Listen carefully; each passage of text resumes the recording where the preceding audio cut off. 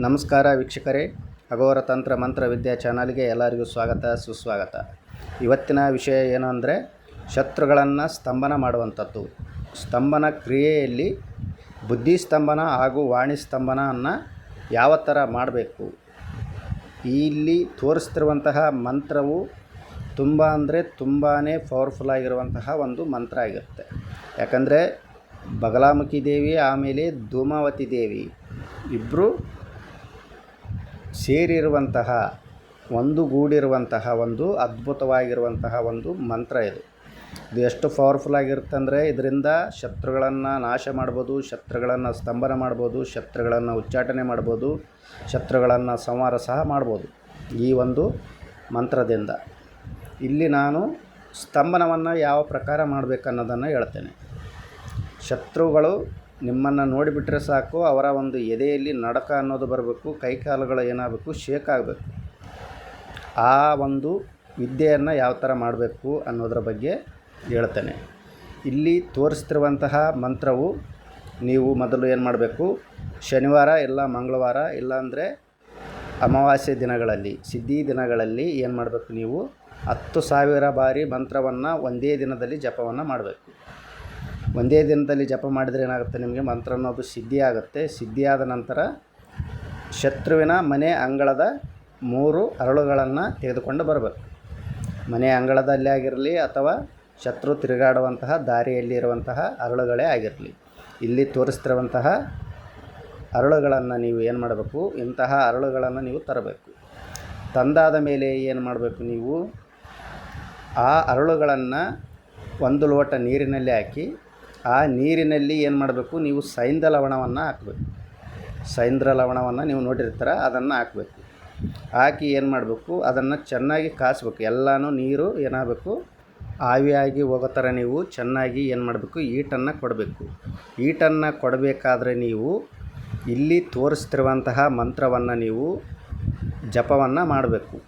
ಸ್ಟಾರ್ಟಿಂಗಿಂದ ಹಿಡಿದು ಎಂಡಿಂಗ್ವರೆಗೂ ನೀರು ಎಲ್ಲನೂ ಸಂಪೂರ್ಣವಾಗಿ ಆವಿಯಾಗಿ ಹೋಗೋ ತನಕ ನೀವು ಏನು ಮಾಡಬೇಕು, ಮಂತ್ರವನ್ನು ಕಂಟಿನ್ಯೂಸ್ ಆಗಿ ಜಪವನ್ನು ಮಾಡ್ತಿರಬೇಕು. ಶತ್ರುವನ್ನು ನಿಮ್ಮ ಮನಸ್ಸಿನಲ್ಲಿ ಸಂಕಲ್ಪವನ್ನು ಮಾಡಿಕೊಳ್ಳಬೇಕು. ನೀವು ಮೊದಲು ಯಾವ ಶತ್ರುವನ್ನು ನಿಮ್ಮ ಸಾವಸಕ್ಕೆ ತಂಟೆಗೆ ಬರಲಾರ್ದಂಗೆ ನೀವು ಮಾಡಬೇಕಂತ ಅಂದ್ಕೊಂಡಿದ್ದೀರಾ, ಅಂತಹ ಶತ್ರುವನ್ನು ನಿಮ್ಮ ಮನಸ್ಸಿನಲ್ಲಿ ಸಂಕಲ್ಪವನ್ನು ಮಾಡಿಕೊಳ್ಬೇಕು. ಮಾಡಿಕೊಂಡು ಏನು ಮಾಡಬೇಕು, ನೀವು ಓಂ ಲೀಂ ಬಗಳಾಮುಖಿ ಧೂಮಾವತಿ ಟಾಟಹ, ಓಂ ಲೀಂ ಬಗಳಾಮುಖಿ ಧೂಮಾವತಿ ಟಾಟಹ ಅನ್ನುವ ಮಂತ್ರವನ್ನು ಕಂಟಿನ್ಯೂಸ್ ಆಗಿ ಜಪವನ್ನು ಮಾಡಬೇಕು. ಜಪವನ್ನು ಮಾಡಿದಾದ ಮೇಲೆ ಏನು ಮಾಡಬೇಕು, ನೀರೆಲ್ಲ ಆವಿಯಾಗಿ ಹೋಗುತ್ತೆ. ಆವಿಯಾಗಿ ಹೋದ ಮೇಲೆ ಆ ಒಂದು ಉಪ್ಪನ್ನು ಹಾಗೂ ಆ 3 ಅರಳುಗಳನ್ನು ತೆಗೆದುಕೊಂಡು ಏನು ಮಾಡಬೇಕು, ನೀವು ಶತ್ರುವಿನ ಮನೆಯ ಅಂಗಳದಲ್ಲೇ ಆಗಲಿ ಅಥವಾ ತಿರುಗಾಡುವಂತಹ ದಾರಿಯಲ್ಲಾಗಲಿ ನೀವು ಏನು ಮಾಡಬೇಕು, ಎಸೆದು ಹಿಂದಕ್ಕೆ ತಿರುಗಿ ನೋಡದಂತೆ ನೀವು ಮನೆಗೆ ಬರಬೇಕು. ಈ ಥರ ನೀವು ಕ್ರಿಯೆಯನ್ನು ಮಾಡಿದ್ದೇ ಆದರೆ ಏನಾಗುತ್ತೆ, ಶತ್ರುವಿನ ಎದೆಯಲ್ಲಿ ನಡಕ ಅನ್ನೋದು ಬರುತ್ತೆ. ನಿಮ್ಮನ್ನು ನೋಡಿದರೆ ಸಾಕು ಅವನಿಗೆ ಕೈಕಾಲುಗಳು ಶೇಕ್ ಅನ್ನೋದಾಗುತ್ತೆ. ನಿಮ್ಮ ಸಾವಸಕ್ಕೆ ಅವನು ಎಂದಿಗೂ ಬರುವುದಿಲ್ಲ. ಅವನಿಗೇನಾಗುತ್ತೆ, ಬುದ್ಧಿ ಸ್ತಂಭನ ಅನ್ನೋದಾಗುತ್ತೆ, ವಾಣಿ ಸ್ತಂಭನ ಅನ್ನೋದಾಗುತ್ತೆ. ಬುದ್ಧಿ ಸ್ತಂಭನ ಅಂದರೆ ನಿಮ್ಮ ಬಗ್ಗೆ ಆಲೋಚನೆಗಳೇ ಬರಲ್ಲ ಅವನಿಗೆ.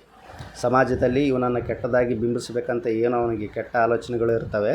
ಆ ಆಲೋಚನೆಗಳನ್ನೋದೇನಾಗುತ್ತೆ, ಸಂಪೂರ್ಣವಾಗಿ ಬಂದಾಗಿಬಿಡುತ್ತೆ. ವಾಣಿ ಸ್ತಂಭನ ಅಂದರೆ ಏನು ಅಂದರೆ, ನಿಮ್ಮ ವಿರುದ್ಧ ಏನು ಅವನು ಧ್ವನಿ ಎತ್ತಿ ಮಾತಾಡ್ತಿರ್ತಾನೆ, ನಿಮಗೆ ಅವಾಚ್ಯ ಶಬ್ದಗಳಿಂದ ಏನು ಮಾಡ್ತಿರ್ತಾನೆ, ಸಮಾಜದಲ್ಲಿ ನಿಂದನೆಗಳನ್ನು ಮಾಡ್ತಿರ್ತಾನೆ, ಅಂತಹ ಒಂದು ಏನಾಗುತ್ತೆ, ದುರ್ಬುದ್ಧಿ, ದುರಾಲೋಚನೆ, ಕೆಟ್ಟ ಆಲೋಚನೆ ಅನ್ನೋದೇನಾಗುತ್ತೆ ಬಂದಾಗಿಬಿಡುತ್ತೆ. ಅಲ್ಲಿಗೆ ನಿಮ್ಮ ವಿರುದ್ಧ ಅವನು ಏನೂ ಮಾತನಾಡೋಕ್ಕೆ ಆಗಲ್ಲ. ನಿಮ್ಮ ಹೆಸರನ್ನು, ನಿಮ್ಮನ್ನು ನೆನೆಸ್ಕೊಂಡ್ರೆ ಸಾಕು ಅವನಿಗೇನಾಗುತ್ತೆ, ನಡಕ ಬರುತ್ತೆ, ಶೇಕ್ ಆಗುತ್ತೆ ಕೈಕಾಲುಗಳು.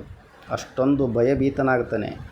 ಅಷ್ಟೊಂದು ಪವರ್ಫುಲ್ಲಾಗಿ ಏನು ಮಾಡುತ್ತೆ, ಈ ಒಂದು ಮಂತ್ರ ಹಾಗೂ ತಂತ್ರವು ಸಂಪೂರ್ಣವಾಗಿ ಕೆಲಸ ಅನ್ನೋದು ಮಾಡುತ್ತೆ. ಇಂತಹ ಒಂದು ಸಮಸ್ಯೆ ಯಾರಿಗಾದರೂ ಇದ್ದರೆ, ಶತ್ರು ಕಾಟ ಅನ್ನೋದು ಪ್ರತಿಯೊಬ್ಬರಿಗೆ ಇದ್ದೇ ಇರುತ್ತೆ.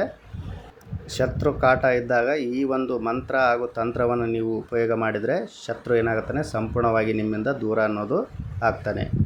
ಇಂತಹ ರಹಸ್ಯ ವಿಚಾರಗಳನ್ನು, ಮಂತ್ರಗಳನ್ನು, ತಂತ್ರಗಳನ್ನು ನೀವು ತಿಳಿದುಕೊಳ್ಬೇಕಂದ್ರೆ ನಮ್ಮ ಚಾನಲನ್ನು ನೀವು ಸಬ್ಸ್ಕ್ರೈಬ್ ಮಾಡಿ, ಲೈಕ್ ಮಾಡಿ ಹಾಗೂ ಶೇರ್ ಮಾಡಿ. ಎಲ್ಲರಿಗೂ ಒಳ್ಳೆಯದಾಗಲಿ. ಧನ್ಯವಾದಗಳು. ಜೈ ಕಾಲಭೈರವಾಯ ನಮಃ.